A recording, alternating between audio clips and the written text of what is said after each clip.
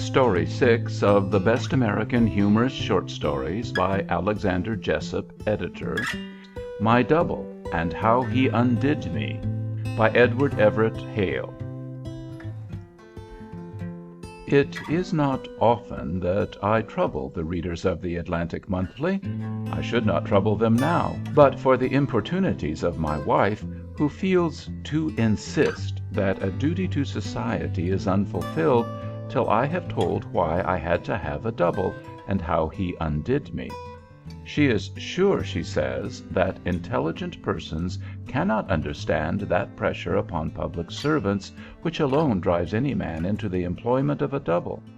And while I fear she thinks, at the bottom of her heart, that my fortunes will never be remade, she has a faint hope that, as another Rasselas, I may teach a lesson to future public, from which they may profit, though we die.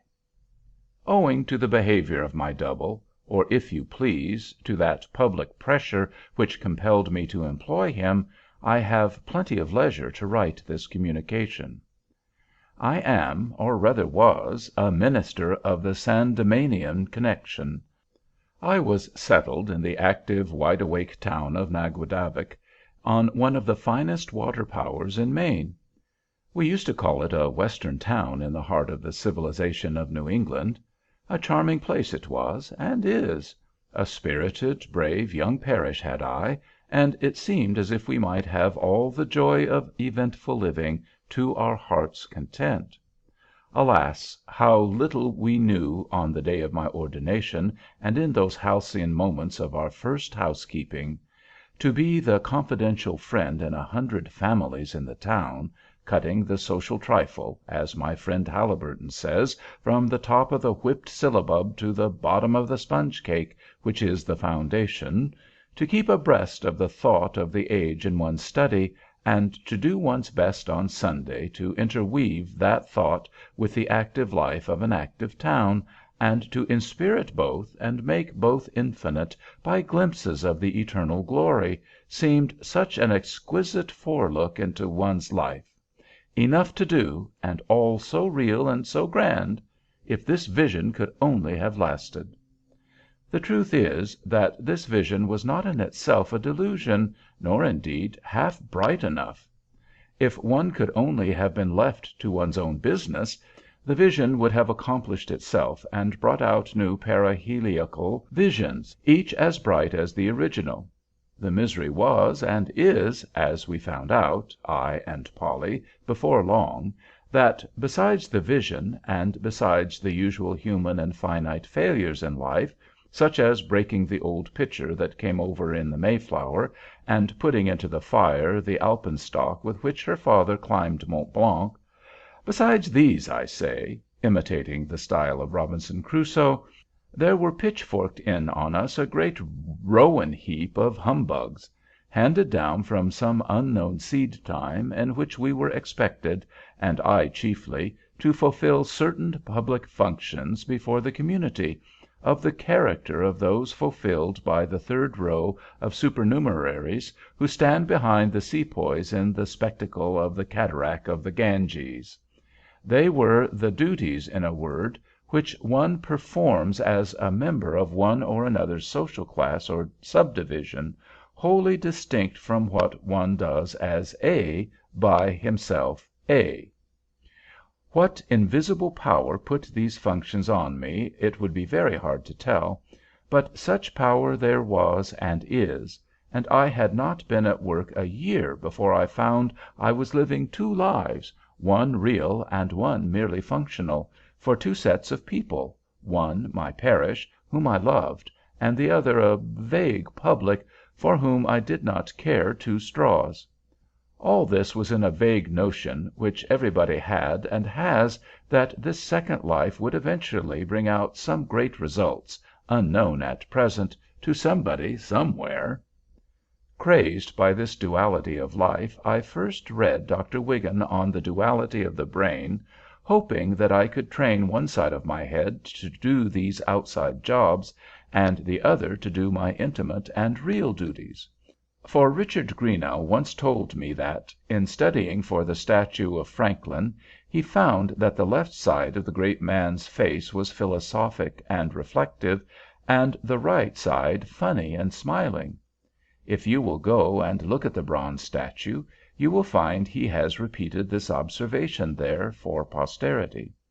The eastern profile is the portrait of the statesman Franklin, the western of Poor Richard.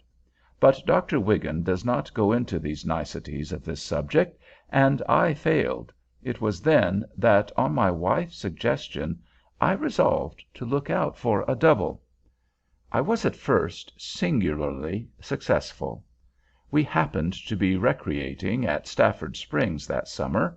We rode out one day, for one of the relaxations of that watering place, to the great Monsopon House. We were passing through one of the large halls when my destiny was fulfilled. I saw my man. He was not shaven. He had on no spectacles. He was dressed in a green baize roundabout and faded blue overalls, worn sadly at the knee. But I saw at once that he was of my height, 5 feet 4½ He had black hair, worn off by his hat. So have and have not I. He stooped in walking. So do I. His hands were large, and mine. And choicest gift of fate in all, he had, not a strawberry mark on his left arm, but a cut from a juvenile brickbat over his right eye, slightly affecting the play of that eyebrow. Reader, so have I. My fate was sealed. A word with Mr. Hawley, one of the inspectors, settled the whole thing. It proved that this Dennis Shea was a harmless, amiable fellow, of the class known as shiftless, who had sealed his fate by marrying a dumb wife, who was at that moment ironing in the laundry. Before I left Stafford I had hired both for 5 years. We had applied to Judge Pynchon, then the probate judge at Springfield, to change the name of Dennis Shea to Frederick Ingham. We had explained to the judge what was the precise truth, that an eccentric gentleman wished to adopt Dennis under this new name into his family. It never occurred to him that Dennis might be more than 14 years old. And thus, to shorten this preface, when we returned at night to my parsonage at Naguadavick, there entered Mrs. Ingham, her new dumb laundress, myself, who am Mr. Frederick Ingham, and my double, who was Mr. Frederick Ingham, by as good right as I. Oh, the fun we had the next morning in shaving his beard to my pattern, cutting his hair to match mine, and teaching him how to wear and how to take off gold-bowed spectacles. Really, they were electroplate, and the glass was plain, for the poor fellow's eyes were excellent. Then in 4 successive afternoons I taught him 4 speeches. I had found these would be quite enough for the supernumerary sepoy line of life, and it was well for me they were. For though he was good-natured, he was very shiftless, and it was, as our national proverb says, like pulling teeth to teach him. But at the end of the next week he could say with quite my easy and frisky air, 1. Very well, thank you. And you? This was for an answer to casual salutations. 2. I am very glad you liked it. 3. There has been so much said, and on the whole so well said, that I will not occupy the time. 4. I agree in general with my friend on the other side of the room. At first I had a feeling that I was going to be at great cost for clothing him, but it proved, of course, at once that whenever he was out I should be at home, and I went, during the bright period of his success, to so few of those awful pageants that require a black dress-coat, and what the ungodly call, after Mr. Dickens, a white choker, that in the happy retreat of my own dressing-gowns and jackets my days went by as happily and cheaply as those of another Thalaba. And Polly declares there was never a year when the tailoring cost so little. He lived, Dennis, not Thalaba, in his wife's room over the kitchen. He had orders never to show himself at that window. When he appeared in the front of the house, I retired to my sanctissimum and my dressing gown. In short, the Dutchman and his wife in the old weather box had not less to do with each other than he and I. He made the furnace fire and split the wood before daylight. Then he went to sleep again and slept late. Then came for orders, with a red silk bandana tied round his head, with his overalls on, and his dress coat and spectacles off. If we happened to be interrupted, no one guessed that he was Frederick Ingham as well as I; and in the neighborhood there grew up an impression that the minister's Irishman worked daytimes in the factory village at New Coventry. After I had given him his orders, I never saw him till the next day. I launched him by sending him to a meeting of the Enlightenment Board. The Enlightenment Board consists of 74 members, of whom 67 are necessary to form a quorum. One becomes a member under the regulations laid down in old Judge Dudley's will. I became one by being ordained pastor of a church in Naguadavick. You see, you cannot help yourself if you would. At this particular time we had had 4 successive meetings, averaging 4 hours each, wholly occupied in whipping in a quorum. At the first, only 11 men were present. At the next, by force of 3 circulars, 27. At the third, thanks to 2 days' canvassing by Auchmuty and myself, begging men to come, we had 60. Half the others were in Europe. But without a quorum we could do nothing. All the rest of us waited grimly for our 4 hours, and adjourned without any action. At the 4th meeting we had flagged, and only got 59 together. But on the first appearance of my double, whom I sent on this fatal Monday to the 5th meeting, he was the 67th man who entered the room.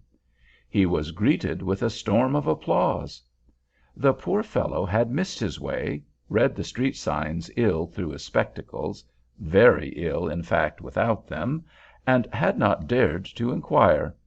He entered the room, finding the president and secretary holding to their chairs 2 judges of the Supreme Court, who were also members ex officio, and were begging leave to go away. On his entrance all was changed.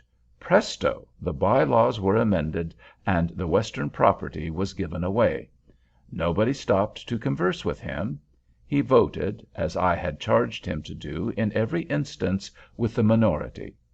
I won new laurels as a man of sense, though a little unpunctual, and Dennis, alias Ingham, returned to the parsonage, astonished to see with how little wisdom the world is governed.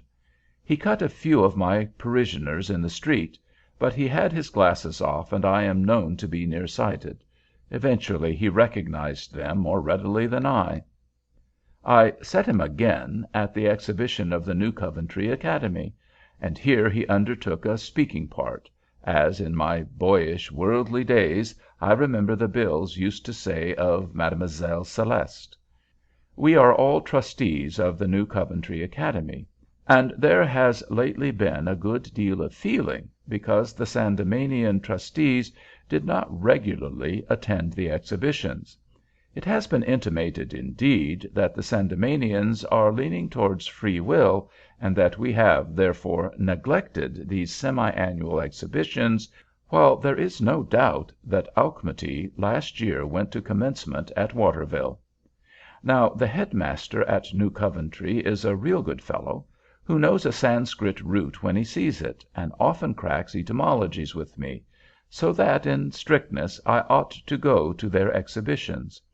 But think, reader, of sitting through 3 long July days in that Academy chapel, following the program from Tuesday morning, English composition, sunshine, Miss Jones, round to Trio on 3 pianos, duel from opera of Midshipman Easy, Marryat, coming in at 9 Thursday evening. Think of this, reader, for men who know the world is trying to go backward, and who would give their lives if they could help it on. Well, the double had succeeded so well at the board that I sent him to the Academy. shade of Plato, pardon. He arrived early on Tuesday, when, indeed, few but mothers and clergymen are generally expected, and returned in the evening to us, covered with honors. He had dined at the right hand of the chairman, and he spoke in high terms of the repast. The chairman had expressed his interest in the French conversation. "I am very glad you liked it," said Dennis; and the poor chairman, abashed, supposed the accent had been wrong. At the end of the day, the gentlemen present had been called upon for speeches, the Reverend Frederick Ingham first, as it happened; upon which Dennis had risen and had said, "There has been so much said, and on the whole so well said, that I will not occupy the time."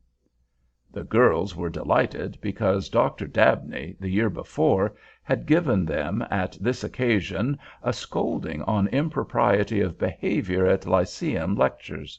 They all declared Mr. Ingham was a love, and so handsome. Dennis is good looking.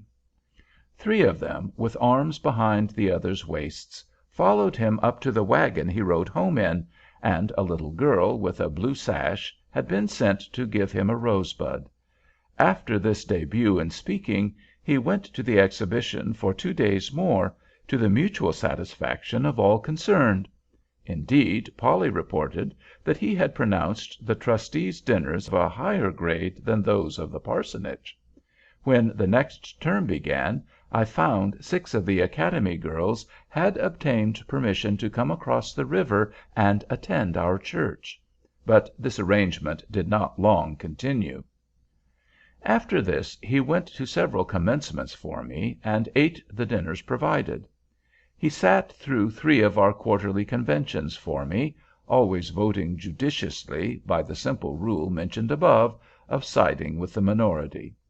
And I, meanwhile, who had before been losing caste among my friends, as holding myself aloof from the associations of the body, began to rise in everybody's favor. "Ingham's a good fellow, always on hand. Never talks much, but does the right thing at the right time. Is not as unpunctual as he used to be. He comes early, and sits through to the end. He has got over his old talkative habit, too.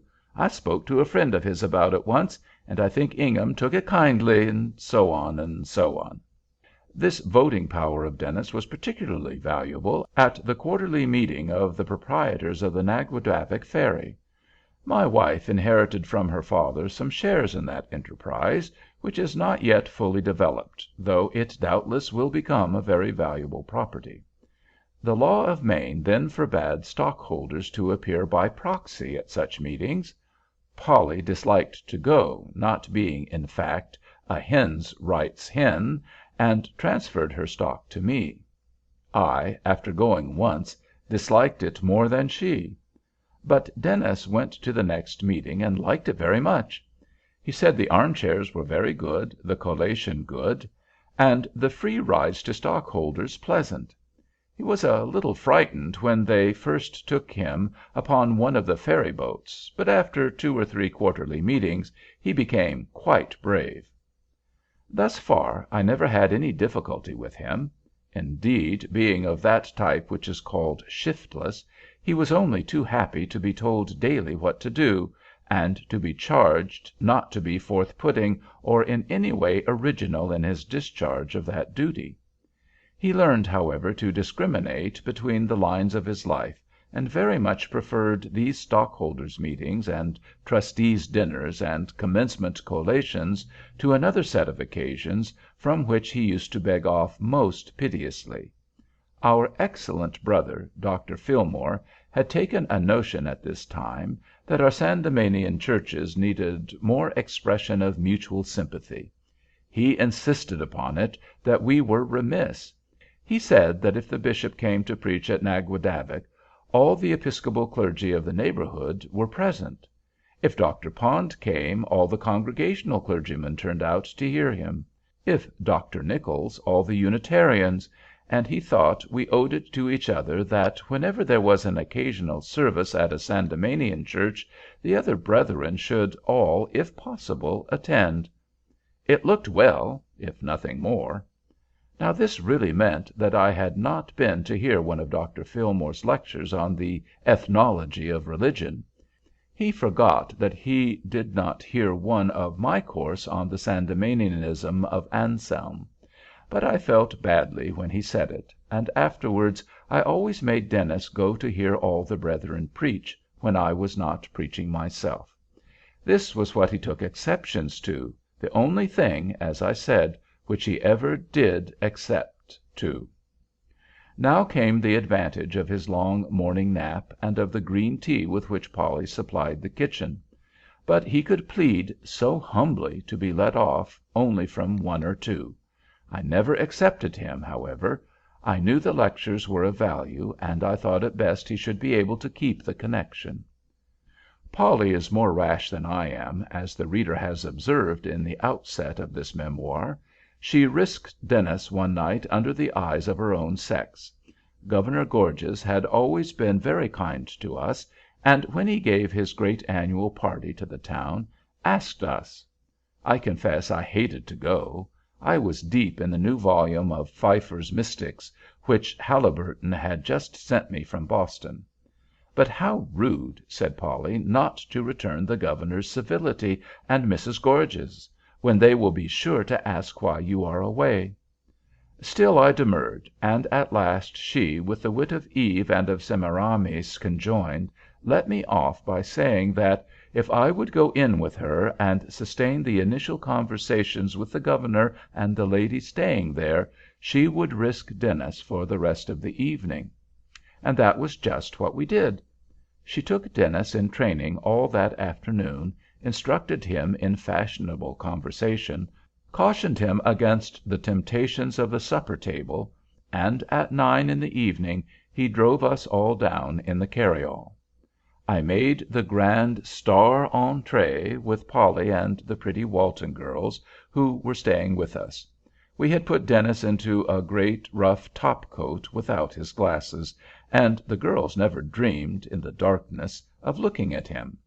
He sat in the carriage, at the door, while we entered.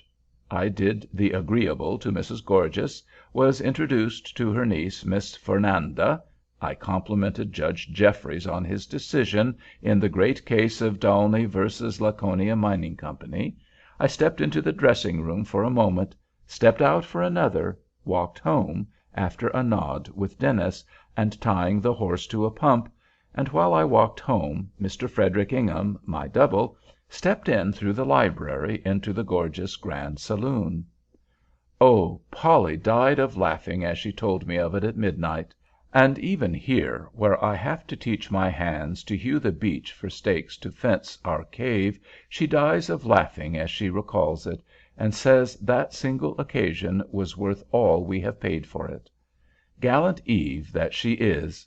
She joined Dennis at the library door, and in an instant presented him to Dr. Ochterlong from Baltimore, who was on a visit in town and was talking with her as Dennis came in. "Mr. Ingham would like to hear what you are telling us about your success among the German population." And Dennis bowed and said, in spite of a scowl from Polly, "I'm very glad you liked it." But Dr. Ochterlong did not observe, and plunged into the tide of explanation, Dennis listening like a prime minister and bowing like a mandarin, which is, I suppose, the same thing. Polly declared it was just like Halliburton's Latin conversation with a Hungarian minister, of which he is very fond of telling. "Quo ini sit historia reformationis in Hungaria," quoth Halliburton, after some thought, and his confrère replied gallantly, "In seculo decimo tertio," etc., etc., etc. And from decimo tertio, which means in the 13th century, my dear little bell and coral reader, you have rightly guessed that the question means, what is the history of the Reformation in Hungary, to the 19th century and a half, lasted till the oysters came. So was it that before Dr. Ochterlong came to the success, or near it, Governor Gorges came to Dennis, and asked him to hand Mrs. Jeffreys down to supper, a request which he heard with great joy. Polly was skipping round the room, I guess, gay as a lark. Auchmuty came to her in pity for poor Ingham, who was so bored by the stupid pundit, and Auchmuty could not understand why I stood it so long. But when Dennis took Mrs. Jeffries down, Polly could not resist standing near them. He was a little flustered till the sight of the eatables and drinkables gave him the same mercy and courage which it gave Diggory. A little excited then, he attempted one or two of his speeches to the judge's lady, but little he knew how hard it was to get in even a promptu there edgewise. "Very well, I thank you," said he, after the eating elements were adjusted. "And you?" And then did not he have to hear about the mumps, and the measles, the arnica, and belladonna, and chamomile flower, and dodecathum, till she changed oysters for salad; and then about the old practice and the new, and what her sister said, and what her sister's friend said, and what the physician to her sister's friend said, and then what was said by the brother of the sister of the physician of the friend of her sister, exactly as if it had been in Ollendorf. There was a moment's pause as she declined champagne. "I am very glad you liked it," said Dennis again, which he never should have said, but to one who complimented a sermon. "Oh, you are so sharp, Mr. Ingham. No, I never drink any wine at all, except sometimes in summer a little currant spirits, from our own currants, you know. My own mother, that is, I call her my own mother, because, you know, I do not remember, etc., etc., etc." till they came to the candied orange at the end of the feast, when Dennis, rather confused, thought he must say something, and tried number 4, "I agree in general with my friend the other side of the room," which he never should have said, but at a public meeting. But Mrs. Jeffries, who never listens, expecting to understand, caught him up instantly with, "Well, I'm sure my husband returns the compliment. He always agrees with you, though we do worship with the Methodists. But you know Mr. Ingham," etc., etc., etc., till the move was made upstairs, and as Dennis led her through the hall, he was scarcely understood by any but Polly, as he said, "There has been so much said, and on the whole so well said, that I will not occupy the time."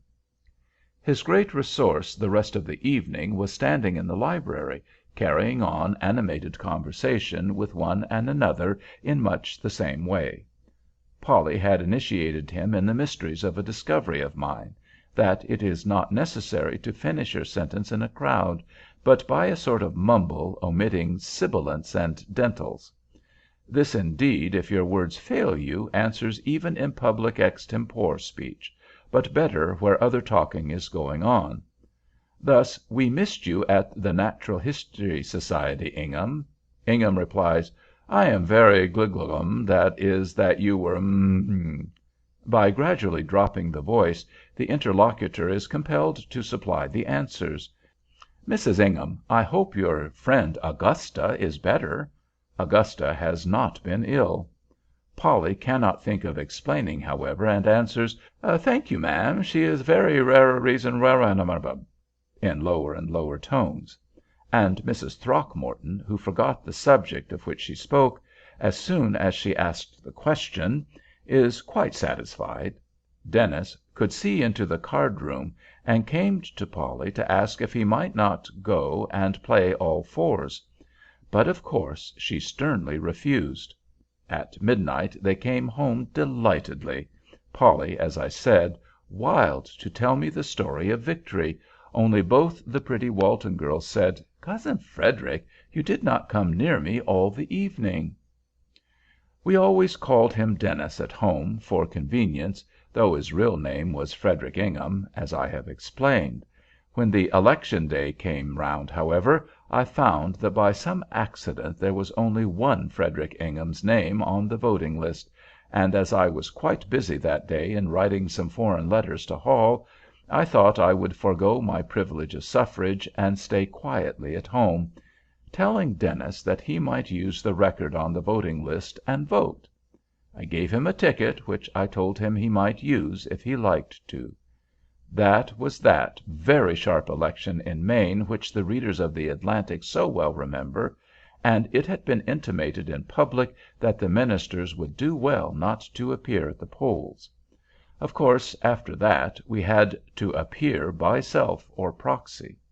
Still, Naguadavick was not then a city, and this standing in a double queue at Towns meeting several hours to vote was a bore of the first water. And so, when I found that there was but one Frederick Ingham on the list, and that one of us must give up, I stayed at home and finished the letters, which indeed procured for Fothergill his coveted appointment of professor of astronomy at Leavenworth, and I gave Dennis, as we called him, the chance. Something in the matter gave a good deal of popularity to the Frederick Ingham name, and at the adjourned election next week Frederick Ingham was chosen to the legislature. Whether this was I or Dennis, I never really knew. My friends seemed to think it was I, but I felt that, as Dennis had done the popular thing, he was entitled to the honor. So I sent him to Augusta when the time came, and he took the oaths. And a very valuable member he made. They appointed him on the Committee on Parishes, but I wrote a letter for him, resigning, on the ground that he took an interest in our claim to the stumpage in the minister's 16ths of Gore A next number 7 in the 10th range. He never made any speeches, and always voted with the minority, which was what he was sent to do. He made me and himself a great many good friends, some of whom I did not afterwards recognize as quickly as Dennis did my parishioners.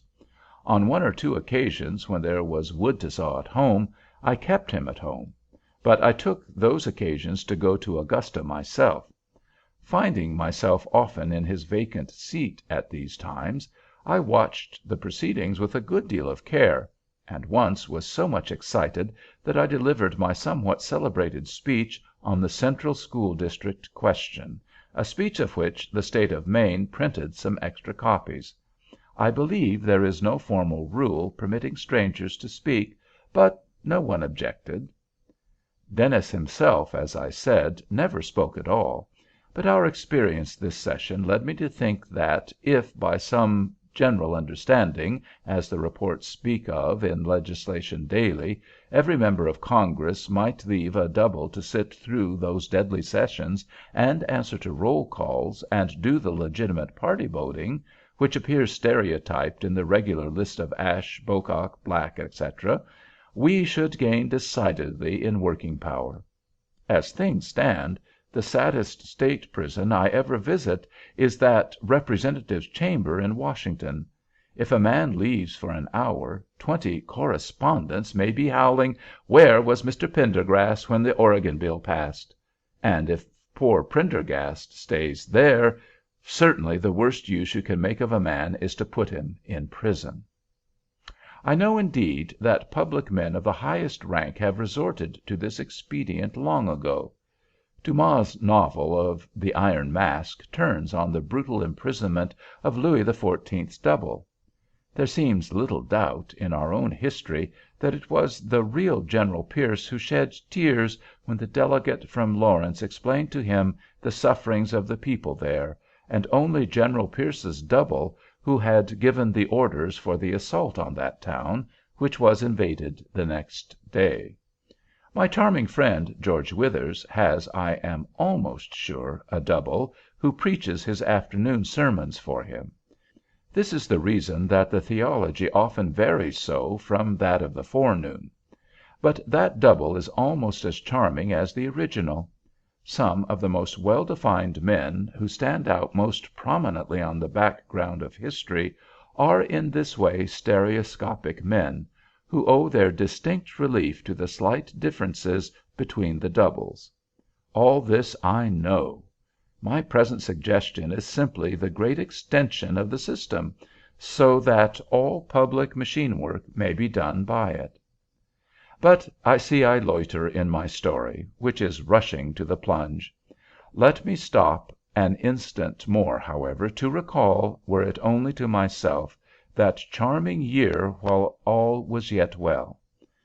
After the double had become a matter of course, for nearly 12 months before he undid me, what a year it was, full of active life, full of happy love, of the hardest work, of the sweetest sleep, and the fulfillment of so many of the fresh aspirations and dreams of boyhood. Dennis went to every school committee meeting, and sat through all those late wranglings which used to keep me up till midnight and awake till morning. He attended all the lectures to which foreign exiles sent me tickets, begging me to come for the love of heaven and of Bohemia. He accepted and used all the tickets for charity concerts which were sent to me. He appeared everywhere where it was specially desired that our denomination, or our party, or our class, or our family, or our street, or our town, or our country, or our state should be fully represented. And I fell back to that charming life which in boyhood one dreams of, when he supposes he shall do his own duty and make his own sacrifices without being tied up with those of other people. My rusty Sanskrit, Arabic, Hebrew, Greek, Latin, French, Italian, Spanish, German, and English began to take polish. Heavens, how little I had done with them while I attended to my public duties! My calls on my parishioners became the friendly, frequent, home-like sociabilities they were meant to be, instead of the hard work of a man goaded to desperation by the sight of his lists of arrears. And preaching! What a luxury preaching was when I had on Sunday the whole result of an individual, personal week, from which to speak to a people whom all that week I had been meeting as hand-to-hand friend. I never tired on Sunday, and was in condition to leave the sermon at home, if I chose, and preach it extempore, as all men should do always. Indeed, I wonder, when I think that a sensible people like ours, really more attached to their clergy than they were in the lost days when the Mathers and Nortons were noblemen, should choose to neutralize so much of their ministers' lives and destroy so much of their early training by this undefined passion for seeing them in public. It springs from our balancing of sects. If a spirited Episcopalian takes an interest in the almshouse and is put on the poor board, every other denomination must have a minister there, lest the poorhouse be changed into St. Paul's Cathedral. If a Sandemanian is chosen president of the Young Men's Library, there must be a Methodist vice president and a Baptist secretary.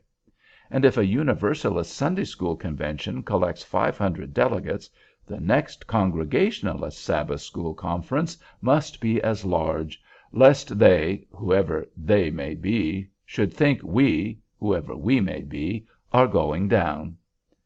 Freed from these necessities that happy year, I began to know my wife by sight. We saw each other sometimes. In those long mornings when Dennis was in the study, explaining to map peddlers that I had 11 maps of Jerusalem already, and to school-book agents that I would see them hanged before I would be bribed to introduce their textbooks into the schools, she and I were at work together, as in those old dreamy days, and in these days of our log cabin again. But all this could not last, and at length poor Dennis, my double, overtasked in turn, undid me. It was thus it happened.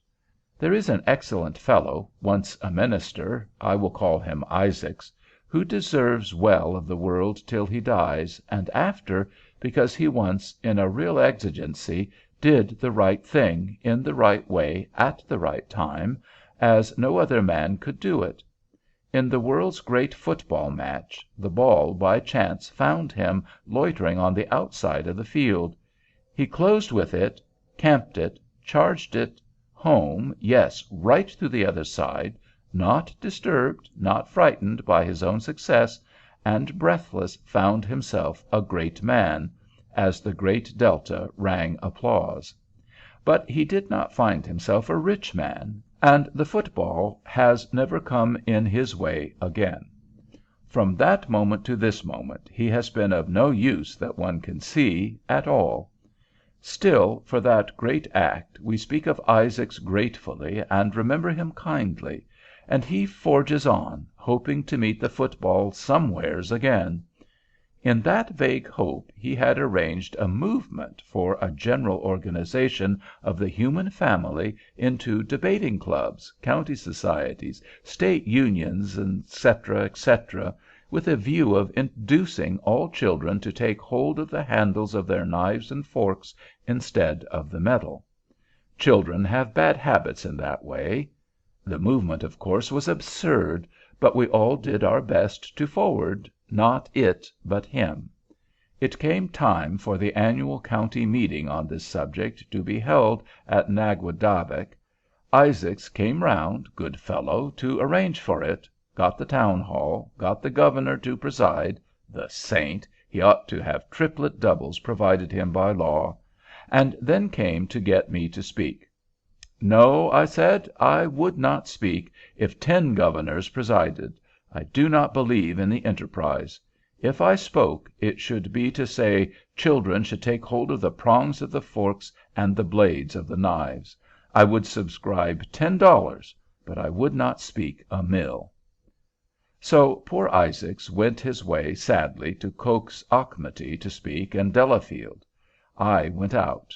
Not long after he came back and told Polly that they had promised to speak, the governor would speak, and he himself would close with the quarterly report and some interesting anecdotes regarding Miss Biffin's way of handling her knife and Mr. Nellis's way of footing his fork.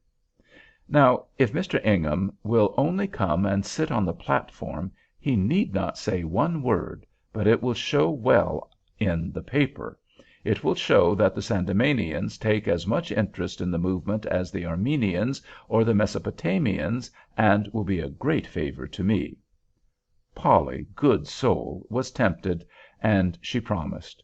She knew Mrs. Isaacs was starving, and the babies, she knew Dennis was at home, and she promised.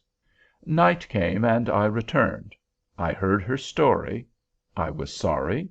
I doubted. But Polly had promised to beg me, and I dared all. I told Dennis to hold his peace, under all circumstances, and sent him down. It was not half an hour more before he returned, wild with excitement, in a perfect Irish fury, which it was long before I understood. But I knew at once that he had undone me. What happened was this. The audience got together, attracted by Governor Gorges's name. There were 1,000 people. Poor Gorges was late from Augusta. They became impatient. He came in direct from the train at last, really ignorant of the object of the meeting.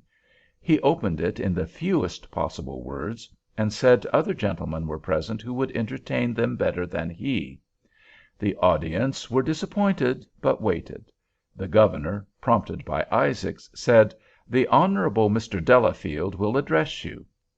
Delafield had forgotten the knives and forks, and was playing the Ruy Lopez opening at the chess club. "The Reverend Mr. Auchmuty will address you." Auchmuty had promised to speak late, and was at the school committee. "I see Dr. Stearns in the hall. Perhaps he will say a word." Dr. Stearns said he had come to listen and not to speak. The governor and Isaacs whispered.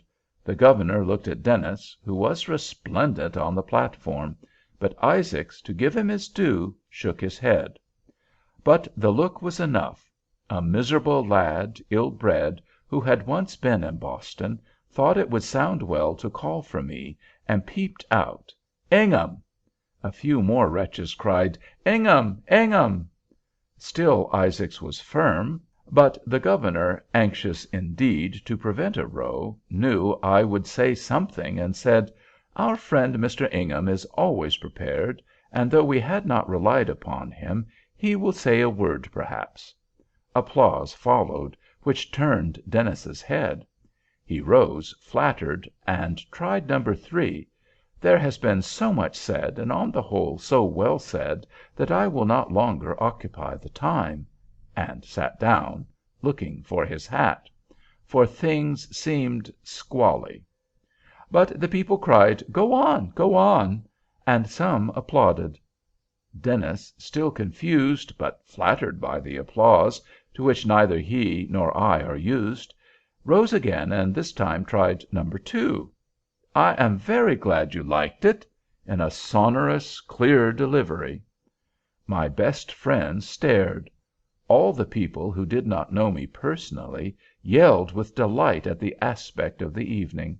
The Governor was beside himself, and poor Isaacs thought he was undone. Alas, it was I! A boy in the gallery cried, in a loud tone, "It's all an infernal humbug!" just as Dennis, waving his hand, commanded silence, and tried number 4. "I agree, in general, with my friend on the other side of the room." The poor Governor doubted his senses, and crossed to stop him. Not in time, however. The same gallery boy shouted, "How's your mother?" and Dennis, now completely lost, tried his last shot, number 1, vainly. "Very well, thank you. And you?" I think I must have been undone already. But Dennis, like another Lockhart, chose to make sicker. The audience rose in a whirl of amazement, rage, and sorrow. Some other impertinence aimed at Dennis broke all restraint, and in pure Irish he delivered himself of an address to the gallery, inviting any person who wished to fight to come down and do so, stating that they were all dogs and cowards, that he would take any 5 of them single-handed. "Sure, I have said all his riverence and the mistress bade me say," cried he in defiance, and seizing the Governor's cane from his hand, brandished it, quarter-staff fashion, above his head. He was indeed got from the hall only with the greatest difficulty by the Governor, the city marshal who had been called in, and the superintendent of my Sunday school.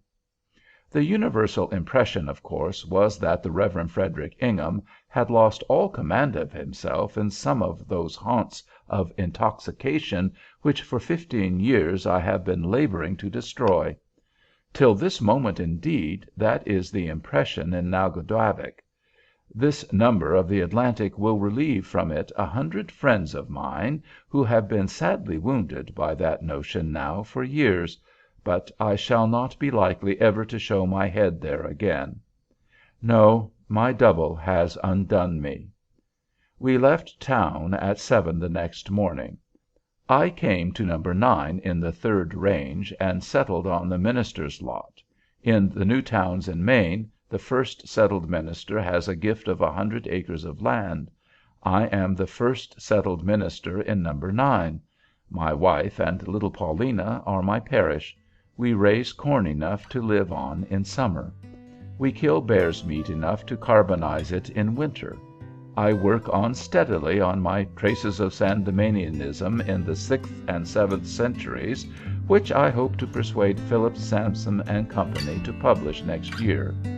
We are very happy, but the world thinks we are undone. End of Story 6.